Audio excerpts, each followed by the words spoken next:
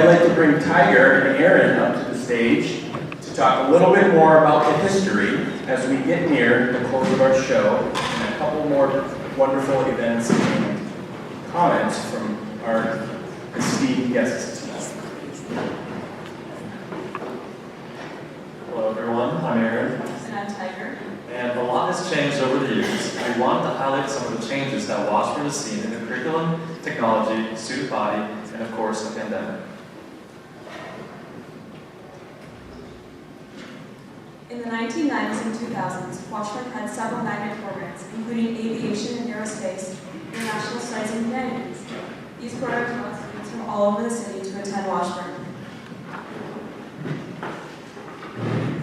A big change at Washburn came in 2008 with the addition of the IB program. International Baccalaureate is a rigorous college prep program that allows students to earn college credits in high school, as well as become well-rounded, global-minded students. The IB program brought back more college-bound students who wanted the challenge. Prior to 2008, IB was only available as a magnet program at Southwest and Henry High Schools. In the last few decades, Washburn has moved along with the whole country, from no computers to very basic computers to internet-connected computer labs, to every student bring their own portable laptop.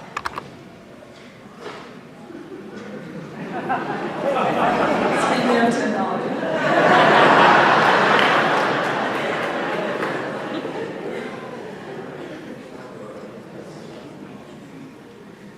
We had some examples, but in every classroom we now have comedian boards, which are basically giant iPads, and every student has their own portable Chromebook that they bring to school and take home so they have access to everything wherever they are.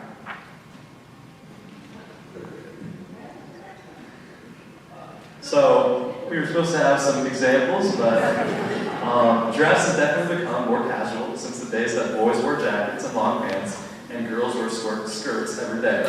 We've seen some fashion phases, including punk, hip-hop, and grunge, and while the current style has bits and pieces of every other generation, I unfortunately never got to see someone rock a mohawk in the hallway, and there was supposed to be a picture of the guy with the mohawk in the 80s, but the most notable change, going through the old yearbooks, is a change in style from decade to decade. No, the golf teams, well, but the golf teams button-down shirts in the 30s and more comfortable fabrics in the past year, and very different dress styles from the 40s to today.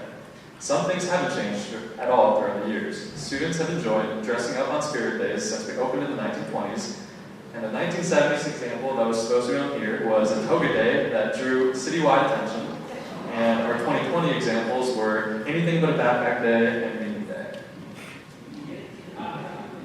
In the 70s, Washburn struggled with changing student body. The challenges of segregation and integration were the same in Washburn as across the country. Boundary changes and busing led to increased racial integration, which unfortunately led to tensions and conflicts. Despite the challenges of racial integration that Washburn experienced, some of our most notable and successful alumni have been students of color, including actress and producer Shay Cage, Native American author James Welch, restaurateur Laura Chin, NFL player Rasheed Hickman, and author and entrepreneur Catherine Finney, to name just a few. Immigrant communities have shifted in response to global challenges. Washburn has had significant numbers of students come to us from Somalia, Mexico, and Ecuador, as well as many students from other countries. The photo in the center is from one of the lunches our site council students planned this year for students in Spanish 3 and above to connect with new immigrants so they could make friends.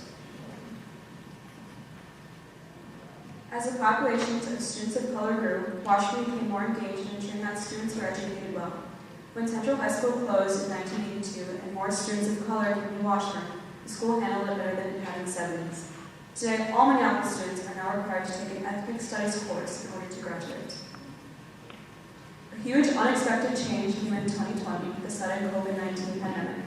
Having school online during the pandemic was very hard, but we got through it. Students and teachers were distance learning from home for a whole year, from quarter 4 of 2020 through quarter 3 of 2021.